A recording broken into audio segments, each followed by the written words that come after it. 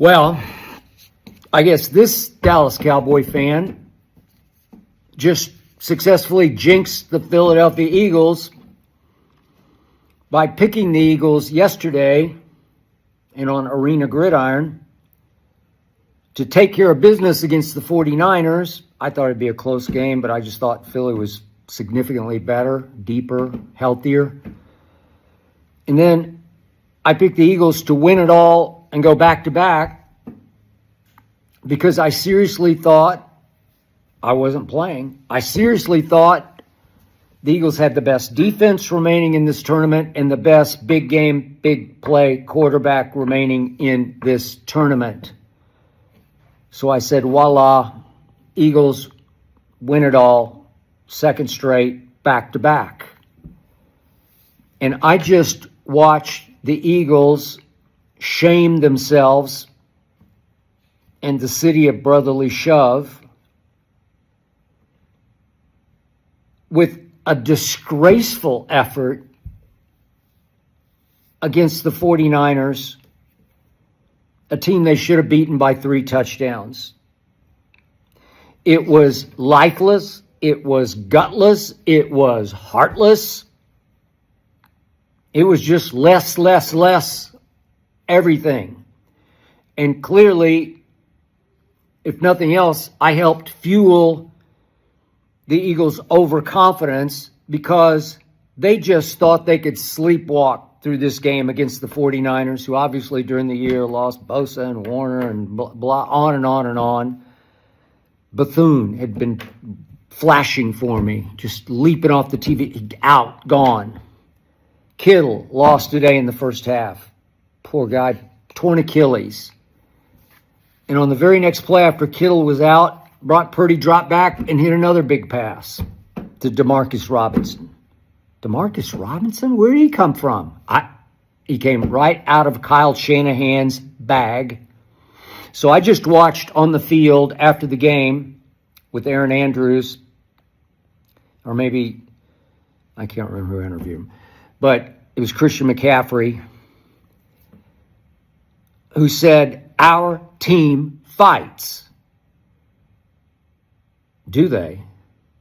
C-Mac fights. Brock Purdy fights. Kyle Shanahan fights better than any coach standing right now in the National Football League. Fights. This team is at its best when it looks to be at its worst and most decimated. They're playing third stringers and fourth stringers and practice squatters and off the couchers like Eric Kendricks, a cast off of even my sorry ass Dallas Cowboys. Eric Kendricks was brought into Dallas to be Mike Zimmer's quarterback of his defense because he knew how to play. He couldn't play. He just couldn't run, couldn't move. Washed. Couch. Gone. 49ers literally pulled him off his couch and said, we got nothing. We got nothing. Today, Eric Kendricks had 10 tackles and looked like Fred Warner to me. That's the culture that Mike Shanahan, with some help from Robert Saleh, has created, and John Lynch, of course. That they should have been stampeded off the field today. This should have been a mismatch. If you ranked player for player, player versus player, it was an embarrassment what just happened to the Philadelphia Eagles, especially the defense. The offense has struggled all year. And speaking of fighting, the Eagles only fight internally. They either didn't take the 49ers seriously or they just wanted this to be over because they're a troubled football team. And I talked about it week after week after week on Arena Gridiron. Something's wrong. Jalen Hurts and A.J. Brown have clashed for several years. They had an off-the-field incident and personal clash that for a while I thought they had resolved, but it's one that I don't know if you ever quite get over it. I think they just don't like each other. I don't think they hate each other. I just think they don't like each other. and I don't think they enjoy playing together. AJ has pouted, complained, all but mutinied all year long, all but rebelled. It's always over targets and catches and targets and catches, targets, catches. I don't, these divas, I tweeted about this. I've been dealing with them for 50 years. I went through all the Terrell Owens days, San Francisco, Dallas. I know these divas, and they can pout and complain and mutiny all they want, as long as when it's time, they show up and catch the balls that do hit them in the hands. That's all I care about. And today, it was just part and parcel of the whole season that on the late 3rd and 5 at the 40, Jalen threw the first pass of the second half to A.J. Brown, hit him right in the hands, and he dropped it. Of course, late in the first half, he and Nick Sirianni had clashed on the sideline because Jalen had thrown him 2 deep balls that weren't perfect, but they were catchable if you're as good as A.J. Brown says he is and his resume says he is.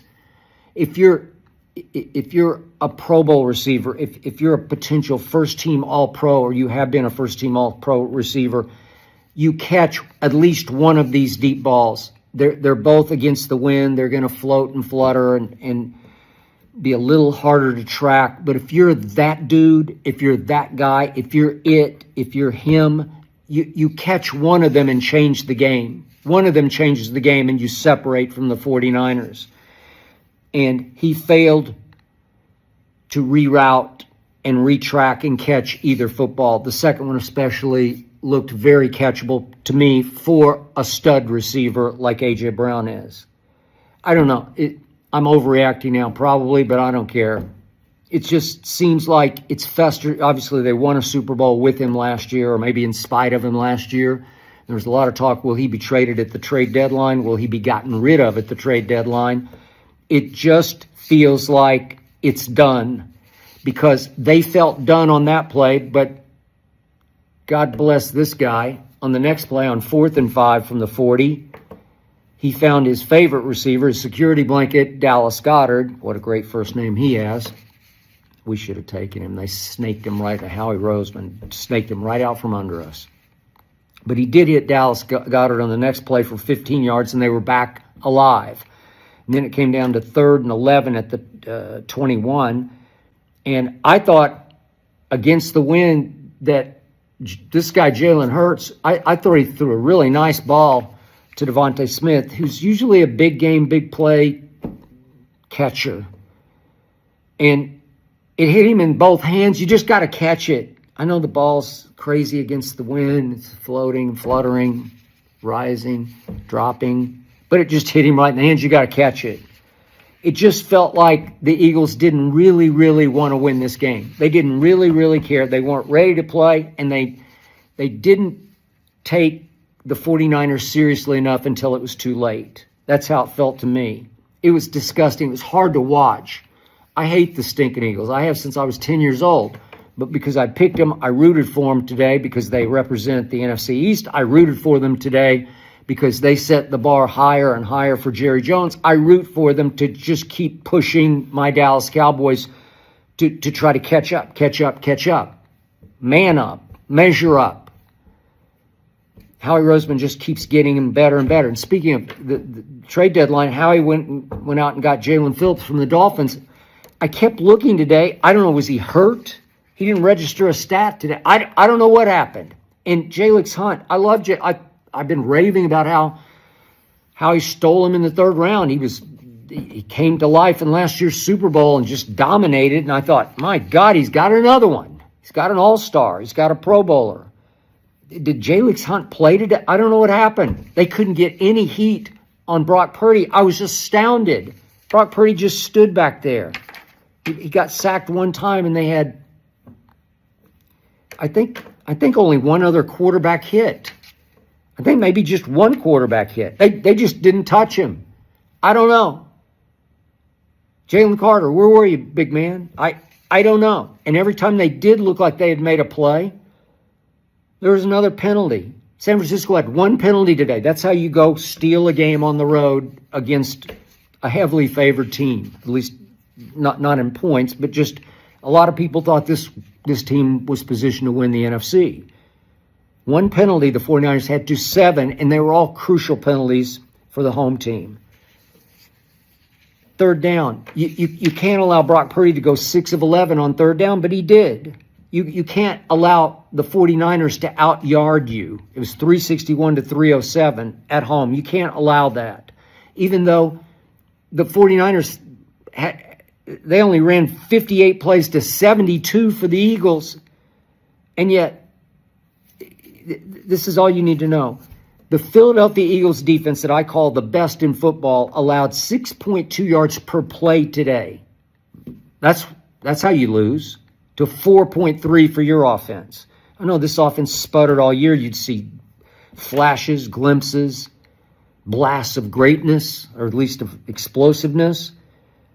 But Brock Purdy, they turned it over twice. Quinion got him twice. So the turnovers were 2 for the visitors to 0 for the home team. So the home team didn't even, you can't say that was an excuse. But again, the opening drive, they just set the tone. They actually won the game on the opening drive. They go 76 yards in 6 plays, and Demarcus Robinson twice victimized the best corner in football, Quinion Mitchell. Twice got him. Quinion looked like he jumped the first route a little bit, tried to undercut it, and Brock just threw it right over his head for a huge gain. And then touchdown pass to Demarcus Robinson, he just smoked him right off the ball. Just put a move on him and beat him. Touchdown. And then the Eagles said, okay, listen, here we go. Here we got this. And they go 63 yards in 10 plays. Saquon looked like he was rolling a little bit. He wound up, Saquon had 26, that's a lot of rushes for 106 yards. Not bad, but no big breakaways, no killer plays. The Eagles didn't have any explosives. They just didn't have any explosives. So they do go down and score 63 yards in 10 plays. And then what happened? Here we go with another kicker, kicking your team right in the balls. Miss the extra point. It's just a psychological devastator. You know, and I know. You go down there and it's going to be 7-6. What? You missed the point? Jake Elliott's been a really good playoff kicker. He missed the extra point, and it haunted him because if you had it, it would have been 23-20 down the stretch, and Jake Elliott would have got a chance late to send it in overtime, and then maybe you could steal it back in overtime. But no, your kicker missed the point. It's just part and parcel of just how flawed psychologically your football team was. And the play of the game is a trick play, beautifully called by Kyle Shanahan. He had to go into his bag. And, you know, we've seen it in the Super Bowl before, but Juwan Jennings throws a touchdown pass, and this one's Christian McCaffrey. I swear, Christian McCaffrey's a better receiver than he is a ball carrier, running back. And this was a hard throw. It was with the wind, but straight over his head. Man, it's just hard to track it. And he not only tracked it, but dove forward and caught it and fell over across the goal line. It was just huge. It was 29 yards for the big touchdown, the game winner. My God, that's all you need to know. A.J. Brown, it's just a troubled football team. Something was missing. They're so gifted. Howie Roseman did it again. The team he put on the football field today was a Super Bowl winner. That just didn't have the heart to go win the Super Bowl. Is Nick Sirianni going to be in some trouble? Are we down to a Harbaugh? This isn't a quarterback situation, but it is a Harbaugh versus Lamar situation, except this is Sirianni versus A.J. Brown. Well, in this case, in the Harbaugh case, I just preached for 2 months on Arena Gridiron. Lamar's got to go. Harbaugh's got to go for Lamar's sake. You know, Lamar's got to win. And in this case, I think I got to side with Sirianni. A.J. Brown's just got to go. It just never has felt right. I know he's talented, and I'm sure he'll go somewhere